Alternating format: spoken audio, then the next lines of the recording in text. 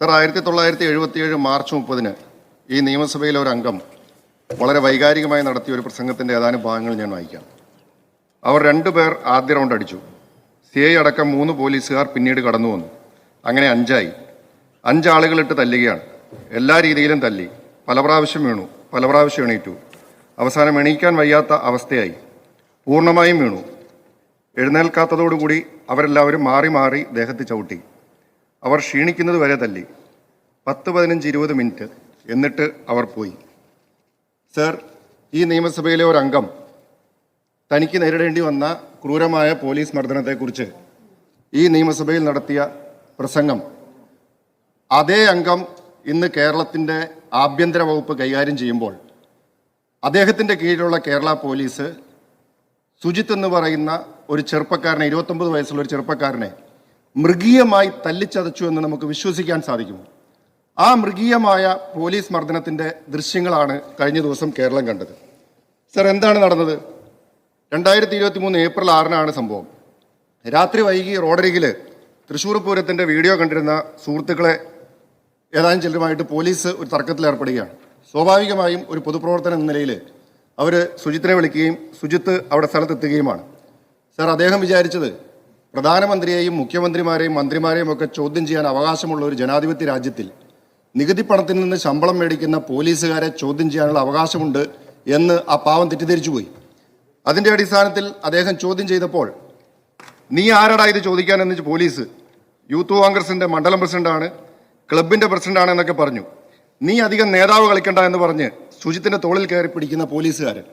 Sir, രാജഭരണകാലത്തെ രാജാവിൻ്റെ ചോദ്യം ചെയ്യപ്പെടാൻ പാടില്ലാത്ത പടയാളികളാണ് ഈ പോലീസുകാർ, യൂണിഫോം ഇട്ട ആളുകളെന്ന് ഈ പാവപ്പെട്ട സുജിത്ത് കരുതിയില്ല. സർ, ആ സുജിത്ത് പറഞ്ഞു, ദേഹത്ത് തൊട്ട് കളിക്കേണ്ട, കാര്യങ്ങൾ പറഞ്ഞാൽ മനസ്സിലാകുമെന്ന് പറഞ്ഞു. ഉടനെ ഈ പോലീസുകാരൻ സുജിത്തിനെ ബലമായി വണ്ടിയിൽ പിടിച്ചു കയറ്റി വണ്ടിയിലിട്ട് മർദ്ദിക്കുകയാണ്.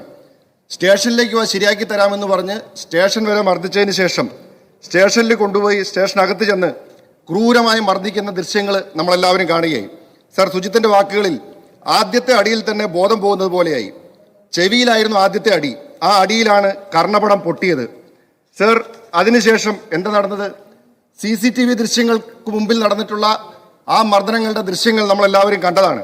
സർ, അതിനുശേഷം CCTV പതിയാത്ത ഭാഗത്തേക്ക് സുജിത്തിനെ കൊണ്ടുപോയി. അവിടെ വെച്ച് ക്രൂരമായ മർദ്ദനത്തിന് സുജിത്ത് വീണ്ടും വിധേയമായി. 5 പേര് കൂട്ടമായി മർദ്ദിക്കുകയാണ്. നിലത്ത് ഭിത്തിയിൽ ചാരിയിരിക്കാൻ ആവശ്യപ്പെട്ടു. കാല് നീട്ടിവെപ്പിച്ച് കാലിന്റെ അടിയിൽ 15 തവണ അടിച്ച ശേഷം എഴുന്നേറ്റ് നിന്ന് ചാടാൻ പറഞ്ഞു. സർ, എഴുന്നേറ്റ് നിന്ന് ചാടാൻ പറഞ്ഞു. 3 തവണ ഇത് ആവർത്തിച്ചു. വെള്ളം ചോദിച്ചപ്പോൾ വെള്ളം പോലും കൊടുക്കാൻ തയ്യാറായിട്ടില്ല. സർ, അങ്ങനെ 45-ലധികം തവണയാണ് ഈ സുജിത്തിനെ ആ പോലീസ് സ്റ്റേഷനിൽ അകത്തിരുത്തി ഈ 5 പോലീസുകാരും മൃഗീയമായി മർദ്ദിച്ചത്. സർ, ഇതെല്ലാം പോരാഞ്ഞിട്ട് സുജിത്തിന്റെ മേൽ കള്ളക്കേസ് കെട്ടിവെച്ച് ജയിലിൽ അടയ്ക്കാനും ഈ പോലീസ് ഗൂഢാലോചന നടത്തിയ ക്രിമിനൽ സംഘമായി മാറി. സർ, ഇത് നീതിബോധമുള്ള ഒരു ന്യായാധിപൻ CRPC 202 അനുസരിച്ച് കേസെടുത്തതുകൊണ്ടും സുജിത്തും വർഗീസ് ചേട്ടൻ ഉൾപ്പെടെയുള്ള ആളുകളുടെ നിരന്തരമായ നിയമ പോരാട്ടം നടത്തിയത് ഒന്നുകൊണ്ട് മാത്രമാണ് ഈ കേസ് ഇന്ന് പുറം ലോകം അറിഞ്ഞത്, ഈ വിഷയം ഇന്ന് പുറം ലോകം അറിഞ്ഞത്. സർ, ആഭ്യന്തര വകുപ്പും പോലീസും ഒക്കെ എന്ത് നടപടിയാണ് സാർ എടുത്തത് ഈ വിഷയത്തിൽ? സസ്പെൻഡ് ചെയ്ത് മാതൃക കാണിച്ചു എന്ന് ദയവ് ചെയ്ത് പറയരുത്. കാരണം ഈ വിഷയത്തിൽ പോലീസിന് ആത്മാർത്ഥത ഉണ്ടായിരുന്നുവെങ്കിൽ ഇത് പോലീസിന്റെ ഡിപ്പാർട്ട്മെന്റൽ എൻക്വയറിയിൽ പോലീസിന് ബോധ്യപ്പെട്ടിട്ടുള്ള കാര്യമാണ്. ഈ ദൃശ്യങ്ങൾ ഉൾപ്പെടെ പോലീസിന്റെ മേലാളന്മാർ ഡിപ്പാർട്ട്മെന്റൽ എൻക്വയറിയുടെ ഭാഗമായിട്ട് കണ്ടിട്ടുണ്ടാവണമല്ലോ. അപ്പോഴൊന്നും ഇവർക്കെതിരെ ഒരു നടപടിയും എടുക്കുവാനായിട്ട് പോലീസ് തയ്യാറായിട്ടില്ല. ഈ ക്രൂരമായ മർദ്ദനത്തിന്റെ വീഡിയോ അത് പുറം ലോകം കണ്ടതിന്റെ ജാള്യത മറയ്ക്കാൻ വേണ്ടി മാത്രമാണ് ഇപ്പോൾ സസ്പെൻഷൻ എന്ന പേരിൽ ഒരു നടപടി എടുത്തിരിക്കുന്നത്. സർ, എന്ത് നടപടിയാണ് പോലീസ് ആദ്യം സ്വീകരിച്ചത്? ഇവരെ സ്ഥലം മാറ്റിയെന്നാണ് പറയുന്നത്. സർ, ട്രാൻസ്ഫർ ഒരു പണിഷ്മെന്റ് ആണോ? കുന്നക്കുളം സ്റ്റേഷന്റെ അതിർത്തി പങ്കിടുന്ന ഒരു പോലീസ് സ്റ്റേഷനിലേക്ക് ട്രാൻസ്ഫർ ചെയ്തിട്ട് പറയുകയാണ് ഡിപ്പാർട്ട്മെന്റൽ നടപടിയെടുത്തിരുന്നു എന്ന്. സർ, സെക്രട്ടേറിയറ്റിന്റെ 1ാമത്തെ നിലയിൽ നിന്ന് 2ാമത്തെ നിലയിലേക്ക് ട്രാൻസ്ഫർ ചെയ്തു എന്ന് പറയുന്നത് പോലെ ഉള്ള നടപടിയാണ് പോലീസ് സ്വീകരിച്ചത്. ഈ ദൃശ്യങ്ങൾ, ഈ ക്രൂരമായ ദൃശ്യങ്ങൾ, മനുഷ്യ മനസാക്ഷിയെ ഞെട്ടിക്കുന്ന ദൃശ്യങ്ങൾ പുറത്തു വന്നതിന് ശേഷമാണ് ഇപ്പോൾ പോലീസ് ഇതിനകത്ത് എന്തെങ്കിലും നടപടിയെടുക്കുവാനായിട്ട് ഇപ്പോൾ തയ്യാറാവുന്നത്.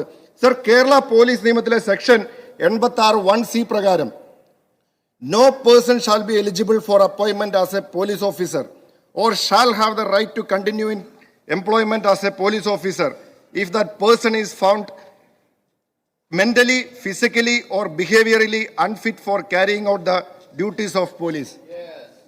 ബഹുമാനപ്പെട്ട മുഖ്യമന്ത്രി, പോലീസ് ക്ലബിലെ പഞ്ചിങ് ബാഗിൽ ഇടിക്കുന്ന ലാഘവത്തോടുകൂടി മജ്ജയും മാംസവുമുള്ള സുജിത്ത് എന്ന ചെറുപ്പക്കാരന്റെ ശരീരത്തിൽ ക്രൂരമായി മർദ്ദിച്ച SI നൂമാൻ, CPOമാരായ സജീവൻ, സന്ദീപ്, ശശിധരൻ, ഈ പോലീസുകാർ കേരളത്തിലെ മുഴുവൻ പോലീസ് സേനയ്ക്കും അപമാനമാണ് എന്ന് മാത്രമല്ല, they are completely unfit to carry out their duties as police officers.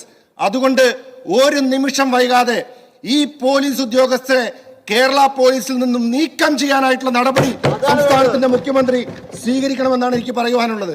എന്നിട്ട് ഇവർ ചെയ്തത് എന്താണ് സാർ? ഇവർ ചെയ്തത് ഈ CCTV ദൃശ്യങ്ങൾ പുറത്തു കൊടുക്കാതിരിക്കാൻ വേണ്ടിയിട്ടുള്ള എല്ലാ പണിയും എടുക്കുകയാണ്.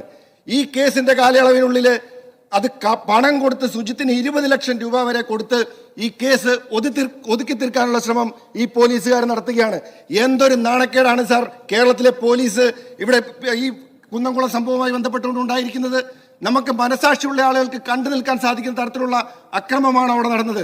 ബഹുമാനപ്പെട്ട മുഖ്യമന്ത്രി പറഞ്ഞില്ലേ 5 പോലീസുകാർ അദ്ദേഹത്തെ മർദ്ദിച്ചുവെന്ന്. അതേ 5 പോലീസുകാര് അതേ രീതിയിൽ തന്നെ അദ്ദേഹം മുഖ്യമന്ത്രിയായിരിക്കുമ്പോൾ, ആഭ്യന്തര വകുപ്പ് കൈയാളുമ്പോൾ ക്ഷേത്രത്തിലെ പൂജാരിയായിട്ടുള്ള സുജിത്ത് എന്ന് പറയുന്ന ചെറുപ്പക്കാരനെ ഇത്ര മൃഗീയമായി മർദ്ദിക്കുന്നത് അദ്ദേഹത്തിന്റെ കാലയളവിൽ കാണേണ്ടുന്ന സാഹചര്യം കേരളത്തിൽ ഉണ്ടായില്ലേ സാർ? അടുത്തത് പുറത്തു വന്നത് പീച്ചിയിലെ മർദ്ദനത്തിന്റെ ദൃശ്യങ്ങൾ. എന്താണ് വിഷയം? ഹോട്ടലിൽ ഭക്ഷണം കഴിക്കാനെത്തിയ ആള് ദിനേശ് എന്നയാളും ഹോട്ടൽ ജീവനക്കാരുമായി തർക്കം. എന്താ തർക്കം? ബിരിയാണി ഇഷ്ടപ്പെട്ടില്ല, അതിന്റെ പേരിലുള്ള തർക്കമാണ്. അത് പോലീസ് സ്റ്റേഷനിലെത്തുന്നു. ഹോട്ടൽ ജീവനക്കാരെ വിളിച്ചു വരുത്തി പോലീസ് ഭീഷണിപ്പെടുത്തുന്നു, മർദ്ദിക്കുന്നു. അതേ തുടർന്ന് ഹോട്ടലിന്റെ ഉടമ ഔസേപ്പും മകൻ പോളും സ്റ്റേഷനിലെത്തുന്നു. SI രതീഷ് എന്ന് പറയുന്നയാള് അവരെ ഭീഷണിപ്പെടുത്തുകയാണ്, അവരെ മർദ്ദിക്കുകയാണ്. അവരോട് എന്താണ് പറയുന്നത്? വധശ്രമത്തിനും പോക്സോ കേസും ഉൾപ്പെടെ നിങ്ങളുടെ മേൽ ചുമത്തുമെന്ന് പറഞ്ഞ് ഒരു SI ഈ കേസിൽ വന്നിരിക്കുന്ന ആളുകളെ ഭീഷണിപ്പെടുത്തുന്ന കാഴ്ച നമ്മൾ കാണുകയാണ്. സാർ ഒടുവിൽ എന്താ പറയുന്നത്? കേസ് ഒത്തുതീർക്കാൻ വേണ്ടിയിട്ട് 5 ലക്ഷം രൂപ കൊടുക്കണമെന്ന് പറയുകയാണ്. സർ 12/2/2025 ബഹുമാനായ അംഗം ശ്രീ N ഷംസുദ്ദീൻ അടിയന്തര പ്രമേയത്തിന്റെ ഭാഗമായി പോലീസ് ഗൂഗിൾ പേ വഴി കാശ് മേടിച്ചു എന്ന് പറഞ്ഞപ്പോ ബഹുമാനപ്പെട്ട മുഖ്യമന്ത്രി ഈ സഭയിൽ ഭയങ്കര ക്ഷുഭിതനായി. സാർ അദ്ദേഹം പറഞ്ഞ വാക്കുകൾ എന്താണ്? കേരളത്തിലെ പോലീസ് നല്ല മികവാർന്ന രീതിയിലാണ് പ്രവർത്തിക്കുന്നത്, സമൂഹത്തോട് നല്ല പ്രതിബദ്ധത പുലർത്തിക്കൊണ്ട് പ്രവർത്തിക്കുന്ന അന്തരീക്ഷമാണ് ഉള്ളത്. അതിന്റെ ഭാഗമായി നല്ല തോതിൽ ജനകീയ സേന എന്ന പേര് അന്വർത്ഥമാക്കിക്കൊണ്ടിരിക്കുകയാണ്. സർ ഇത് ബഹുമാനപ്പെട്ട അംഗത്തിന് അറിയാത്ത കാര്യമാണോ? ബഹുമാനപ്പെട്ട മുഖ്യമന്ത്രി പറഞ്ഞതാണ്. സാർ അങ്ങയുടെ ഈ ജനകീയ സേന CCTVക്ക് മുന്നിൽ കാശ് എണ്ണി മേടിക്കുന്ന കാഴ്ച കേരളം കാണാനിടയായി. സർ 5 ലക്ഷം രൂപ കേസ് തീർക്കാൻ വേണ്ടി മേടിച്ചു. അതിൽ 2 ലക്ഷം പരാതിക്കാരനും 3 ലക്ഷം പോലീസിനും. സർ ജനകീയ സേനയുടെ കമ്മീഷൻ 60% വർദ്ധിപ്പിച്ചിട്ടുള്ള ഒരു പോലീസാണ് സാർ ഇന്ന് കേരളത്തിലുള്ളത്. സാർ ആ ജനകീയ സേനയ്ക്ക് നേതൃത്വം കൊടുത്ത SI രതീഷിന് സർക്കിൾ ഇൻസ്പെക്ടറായിട്ട് സ്ഥാനക്കയറ്റം കൊടുത്ത ഒരു സർക്കാരും ഒരു പോലീസ് ഡിപ്പാർട്ട്മെന്റുമാണ്. എന്ത് നടപടിയാണ് സാർ എടുത്തത്? സാർ കുണ്ടറയിലെ തോംസൺ തങ്കച്ചൻ എന്ന സൈനികന്റെ മരണം പോലീസ് മർദ്ദനം മൂലമാണെന്ന് മാതാവ് ഡെയ്സി മോള് പരാതിപ്പെട്ടിരിക്കുകയാണ്. സാർ ഞാൻ അവരോട് സംസാരിച്ചു. സാർ അവരെന്നോട് പറഞ്ഞ കാര്യങ്ങൾ പൂർണ്ണമായും മനുഷ്യ മനസാക്ഷിയുള്ള ഒരാൾക്കും കേട്ടിരിക്കാൻ സാധിക്കില്ല, ഇവിടെ പറയാനും സാധിക്കില്ല. സാർ അത്രയ്ക്ക് ക്രൂരമായിട്ടുള്ള ലോക്കപ്പ് മർദ്ദനമാണ് സൈനികനായിട്ടുള്ള ആ തോംസൺ തങ്കച്ചൻ നേരിടേണ്ടി വന്നത്. അദ്ദേഹത്തെ സ്റ്റേഷനിൽ ലോക്കപ്പിനകത്ത് കെട്ടി തൂക്കിയിട്ട് പോലീസുകാർ വട്ടം കൂടി നിന്ന് മർദ്ദിക്കുകയാണ്.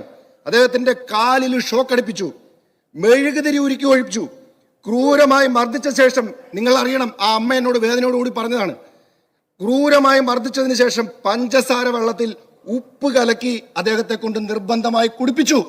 സാർ എന്തിനാണ് സാർ? ആ മനുഷ്യൻ ജീവിച്ചിരിക്കാൻ പാടില്ല എന്ന നിർബന്ധ ബുദ്ധിയോടുകൂടി ഒടുവിൽ അദ്ദേഹം മരണത്തിന് കീഴടങ്ങുന്ന കാഴ്ച നമ്മൾ കാണേണ്ടി വന്നു. സാർ ഒരു സൈനികനാണ്. കേരള പോലീസിന്റെ മൃതഭാവേ ദൃഢകൃത്യേ